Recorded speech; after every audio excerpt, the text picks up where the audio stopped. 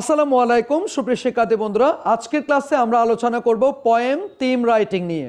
অর্থাৎ তোমরা যারা এইচএসসি শিক্ষার্থী রয়েছে তোমরা আমাদেরকে বারবার বলতেছো, স্যার আমরা পোয়েম যে আসে পোয়েম থেকে কিভাবে সামারি লিখতে হয়, কিভাবে থিম লিখতে হয় এবং কিভাবে লিখলে আমরা সর্বোচ্চ নাম্বার অ্যাচিভ করতে পারবো সেই বিষয়ে একটা ক্লাস দেন। দ্যাটস ওয়াই আমরা আজকের ক্লাসটা সিলেক্ট করেছি পোয়েম থিম রাইটিংয়ের উপর। অর্থাৎ কিভাবে তুমি থিম রাইটিং লিখলে সর্বোচ্চ নাম্বার অ্যাচিভ করতে পারবা সেই বিষয়টা আমরা আজকে ক্লাসে একেবারে অ্যাট এ গ্ল্যান্স জানানোর চেষ্টা করব। ফার্স্ট অফ অল আমাদেরকে যে কাজটা করতে হবে, মনে করো যে পোয়েমটা দেওয়া থাকবে সেই পোয়েমের নামটা আমাদেরকে লিখতে হবে। এরপরে এই পোয়েমটা যিনি লিখেছেন অর্থাৎ পোয়েটের নামটা উল্লেখ করতে হবে। মনে করো আমাদের ড্রিমের দুইটা পোয়েম আছে, একটা লিখেছেন মনে করো ডিএইচ লরেন্স, আরেকটা লিখেছেন হচ্ছে লাংস্টন হাগ। তো মনে করো তুমি বলতে পারো the poem dream written by DH Lawrence, অর্থাৎ পোয়েমটার নাম লিখতে হবে এবং এই পোয়েমটা কে লিখেছেন তার নামটা তোমাকে অবশ্যই শুরুর দিকে লিখতে হবে। এরপরে কি করতে হবে, পোয়েমটি কি বিষয় নিয়ে আলোচনা করছে সেটি এক লাইনে তুলে ধরতে হবে, যেটাকে আমরা বলতে পারি মেইন থিম।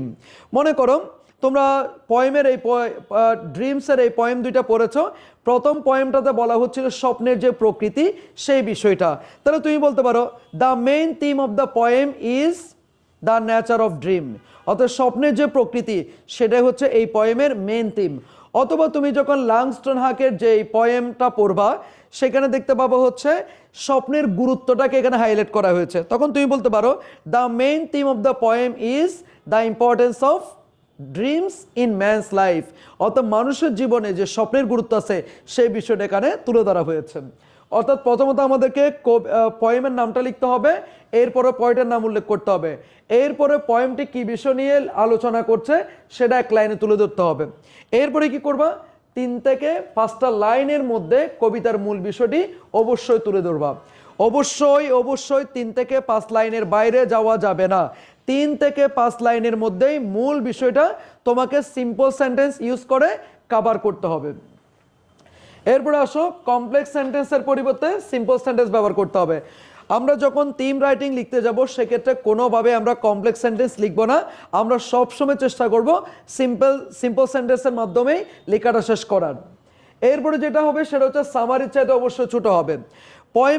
পোয়েমের সামারি এবং থিমের মধ্যে পার্থক্যটা হচ্ছে সামারির মধ্যে হচ্ছে পোয়েমে যা যা আছে সব কিছু লিখতে হবে, কিন্তু থিমের মধ্যে মূল বিষয়টা সম্পর্কে 2-3টা লাইন লিখে দিলে হয়ে যাচ্ছে। আবার বলছি, সামারি এবং থিমের মধ্যে মূল পার্থক্যটা হচ্ছে থিমের মধ্যে পোয়েমটা কি সম্পর্কে আলোচনা করেছে সেই বিষয়টা তুলে ধরতে হবে, আর সামারির মধ্যে ওই পোয়েমে যা বলা হয়েছে তার সংক্ষিপ্ত আকারে তুলে ধরতে হবে। অবশ্যই থিমটা পোয়েমের চাইতে একটু ছোট হবে, এই হচ্ছে মূল বিষয়টা। এরপরে আসুন, এরপরে starting line of the theme. একটা থিমের স্টার্টিং লাইনটা কি কি হতে পারে একটু দেখো। তুমি চাইলে প্রথমত বলতে পারো the main theme of the poem is, অর্থাৎ এই পোয়েমের মেইন থিমটা কি, মেইন যে বিষয়টা নিয়ে আলোচনা করছে সেটা কি সেটা বলতে পারো। মনে করো ডিএইচ লরেন্স যে কবিতাটা লিখেছেন সেই কবিতার মেইন থিমটা হচ্ছে কি স্বপ্নের প্রকৃতি, তাহলে তুমি কি বলবা the main theme of the poem is the nature of dream, স্বপ্নের প্রকৃতি, এটাই হচ্ছে কি মেইন থিম। অথবা লাংস্টন হাক যে পোয়েমটা লিখেছে সেখানে বলতে পারো the main theme of the poem is the importance of dream in man's life, মানুষের জীবনে যে স্বপ্নের গুরুত্ব আছে এটাই হচ্ছে মেইন থিম। তাহলে এইভাবে লিখতে পারো। এটাকে তুমি বিভিন্নভাবে লিখতে পারো, তুমি চাইলে বলতে পারো the poet wants to show that, কবি এখানে দেখাতে চেয়েছেন যে কি দেখাতে চেয়েছেন সেই মেইন থিমটা এখানে লিখতে পারো। ইন দিস পোয়েম, এই পোয়েমে দ্য পোয়েট শোস আস, কবি আমাদেরকে দেখাচ্ছে কি দেখাচ্ছে সেটা লিখতে পারো।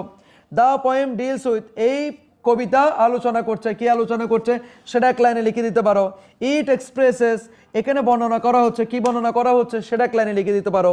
তাহলে starting line of the theme, আমাদের থিমটা এই 4-5টা যে নিয়মগুলো দিছি এর যে কোনো একটা নিয়ম ফলো করে তুমি থিম লেখাটা শুরু করতে পারো।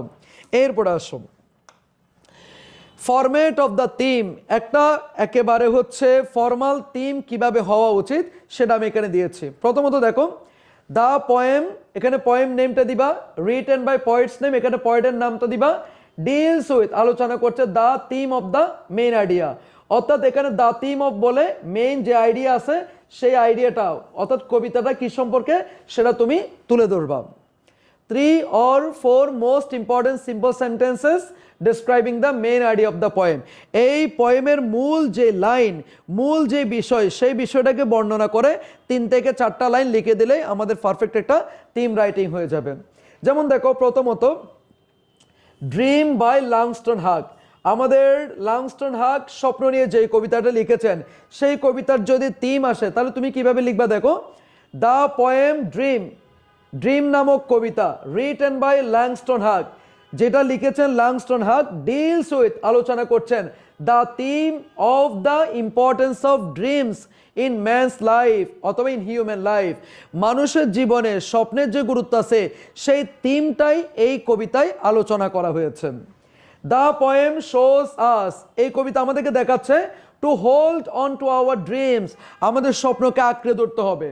উইদাউট ড্রিমস, স্বপ্ন ছাড়া, life becomes empty, meaningless, hopeless, স্বপ্ন ছাড়া জীবন একেবারে হচ্ছে অর্থহীন হয়ে যাবে, স্বপ্নহীন জীবন একেবারে নিরস হয়ে যাবে, স্বপ্নহীন জীবন একেবারে একগুঁয়ে হয়ে যাবে। Nothing can be achieved without dreams, স্বপ্ন ছাড়া কোনো কিছুই অর্জন করা যাবে না। তো স্বপ্নের যে গুরুত্ব সেটা তুলে ধরতে গিয়ে এই 2টা লাইন আমরা এক্সট্রা লিখলাম, এইটুকু হচ্ছে থিম রাইটিং। তুমি যদি এখানে মনের মাধুরী মিশিয়ে আরও অনেকগুলো লাইন লিখে দাও, সেক্ষেত্রে এটা থিম থাকবে না, সেক্ষেত্রে তোমার 15 মার্কস পাওয়ার কোনো এখানে আশঙ্কা থাকবে না। সো থিম রাইটিং অবশ্যই আমাদেরকে পোয়েমের সামারি রাইটিং থেকে ছোট হইতে হবে।